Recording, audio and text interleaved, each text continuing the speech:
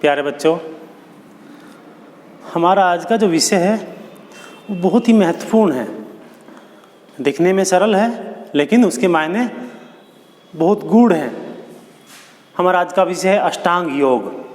अष्टांग योग को जानने से पहले हम योग के बारे में थोड़ा सा जान लेते हैं। योग है क्या और क्या उसे समझा जाता है। आजकल जो प्रचलन में है वो योगाभ्यास, योगासन, इनको ही योग समझ लिया जाता है। और समझने को तो जहाँ संख्याओं को जोड़ा जाता है उसे भी योग समझ लिया जाता है। और जब किसान खेतों में काम करने जाता है वो दो बैलों को हल और जुए के माध्यम से जब वो आपस में जोड़कर खेती करता है तो उसे भी योग कहा जाता है। यहीं अगर आध्यात्मिक दृष्टिकोण से देखा जाए तो महर्षि पतंजलि ने कहा है कि चित्त की वृत्तियों पर नियंत्रण ही योग है। महर्षि पतंजलि ने योग दर्शन के पहले पाद समाधि पाद में इसका वर्णन किया है और उसके दूसरे पाद में साधन पाद में अष्टांग योग का भी वर्णन हमें मिलता है। तो साधारण शब्दों में अगर कहा जाए तो योग, अष्टांग योग वह योग है जो हमें जीवन जीने की कला सिखाता है, साथ ही परमात्मा प्राप्ति का, उनके दर्शन का रास्ता हमें बताता है। इसके 8 अंग हैं: यम, नियम, आसन, प्राणायाम, प्रत्याहार, धारणा, ध्यान और समाधि।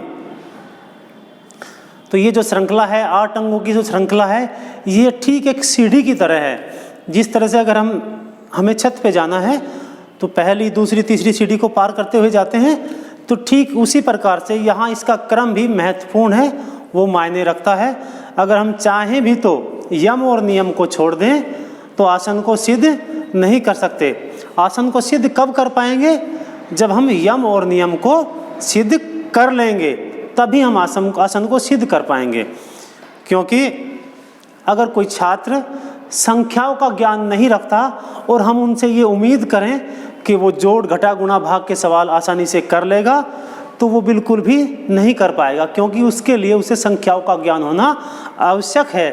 ठीक उसी प्रकार अगर हम यम, नियम, आसन को सिद्ध नहीं करते तो प्राणायाम, प्रत्याहार, धारणा, ध्यान और समाधि को सिद्ध नहीं कर पाएंगे। तो आज की जो हमारी वीडियो है ये सिर्फ एक परिचय के रूप में है कि अष्टांग योग वह योग है जो हमें जीवन जीने की कला सिखाता है। 8 अंगों वाला है, ठीक सीढ़ी की तरह हर अंग को सिद्ध करते हुए जाना है।